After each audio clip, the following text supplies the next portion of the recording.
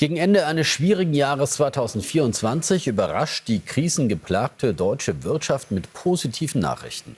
Sowohl die Produktion als auch die Exporte legten im November überraschend deutlich zu.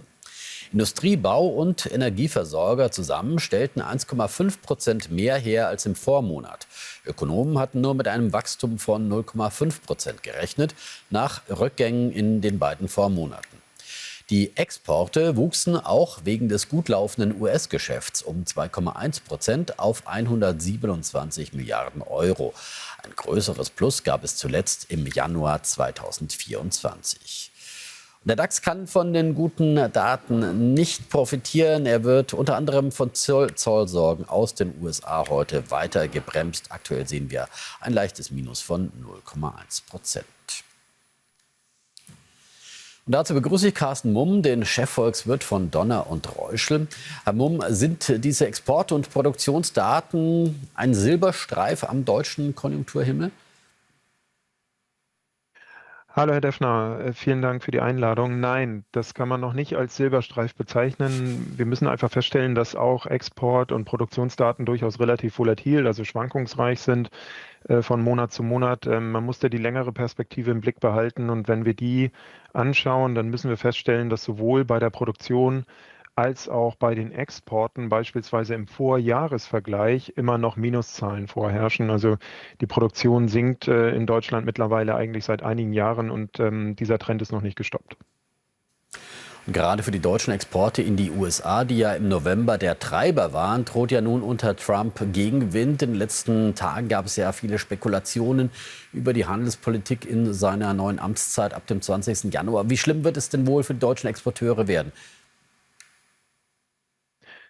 Ja, das wird sich erstmal zeigen. Zunächst einmal ist aber eine ganz große Unsicherheit natürlich mit diesen potenziellen zusätzlichen Handelsrestriktionen, die von Seiten der neuen US-Regierung kommen könnten, verbunden. Und das bremst natürlich dann auch in der Folge beispielsweise weitere wichtige Komponenten wie die Investitionen.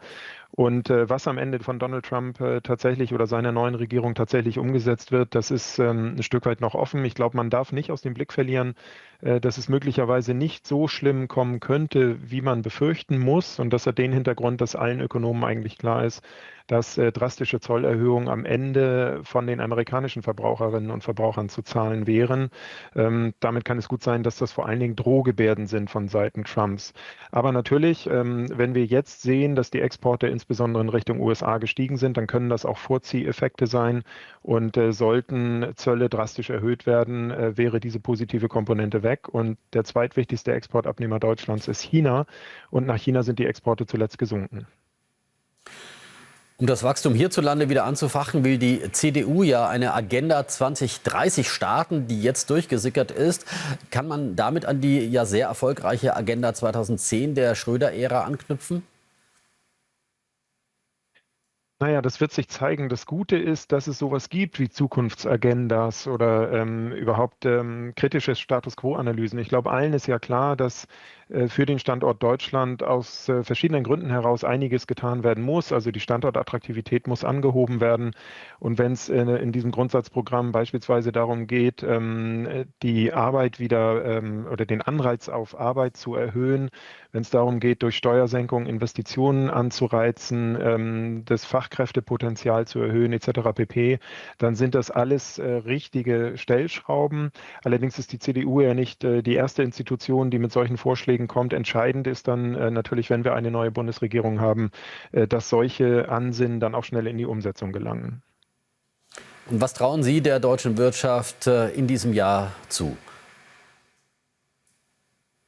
Ja, das Basisszenario, was wir zurzeit sehen, ist zumindest etwas positiver als im letzten Jahr 2024. Da werden wir ja gesamtwirtschaftlich eine Schrumpfung, also ein negatives Wachstum gesehen haben. Es ist davon auszugehen, dass wir in diesem Jahr ein leichtes Plus schaffen können. Wir sehen da eher so eine Range zwischen vielleicht 0 und 0,5% Wachstum.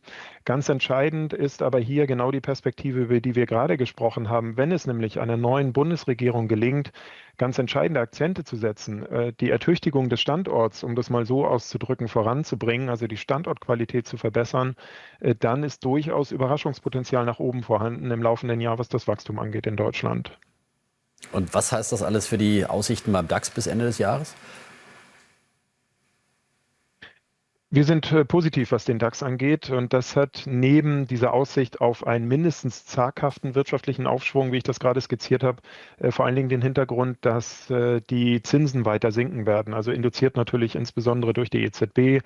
Wir rechnen mit insgesamt 4 weiteren Leitzinssenkungen. Und das sollte sich auch auf Kreditkonditionen, auf Refinanzierungskosten, auf Hypothekenzinsen zum Beispiel sinkend auswirken. Und damit sind wir positiv, was die Aktienseite angeht und können uns durchaus DAX-Kursziel von um die 22.000 Punkten im Laufe des Jahres vorstellen. Sagt Carsten Mumm. Vielen Dank für Ihre Einschätzung. Ja. Die Stimmung in der deutschen Automobilindustrie hat sich zum Abschluss eines schwierigen Jahres 2024 weiter verschlechtert. Das IFO-Barometer für das Geschäftsklima in der Branche sank im Dezember auf minus 34,7 Punkte von zuvor minus 32,4 Zählern im November. Die negative Entwicklung geht insbesondere auf deutlich pessimistischere Erwartungen für die kommenden Monate zurück. Dagegen beurteilten die Unternehmen ihre aktuelle Lage etwas besser.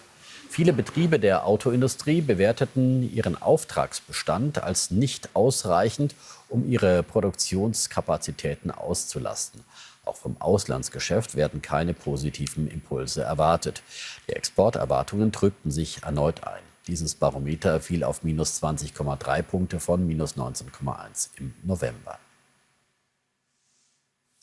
Volkswagen hat im vergangenen Jahr weniger Autos seiner Kernmarke VW verkauft. Der Absatz schrumpfte um 1,4% auf 4,8 Millionen Fahrzeuge. Besonders kräftig fiel das Minus in China aus. Der rapide Aufstieg der Elektroautos in China hat VW und andere westliche Hersteller auf dem falschen Fuß erwischt. 2024 war fast jedes zweite verkaufte Auto in der Volksrepublik ein Elektroauto oder ein Hybrid. Bei diesen Antriebsarten haben heimische Hersteller wie BYD und andere die Nase vorne. Insgesamt legte der chinesische Automarkt 2024 um 5,3% zu. Volkswagen dagegen verkaufte dort 8,3% weniger als vor Jahresfrist. In Europa setzten die Wolfsburger 1,7% weniger Autos ab als im Vorjahr. Deutlich besser lief es dagegen in Nordamerika, wo die Auslieferungen um 18% zulegten, und in Südamerika mit einem Absatzplus von 21%. Und die VW-Aktie konnte nach diesen Absatzzahlen ins Plus drehen. Aktuell hat sie einen leichten Aufschlag von 0,1%.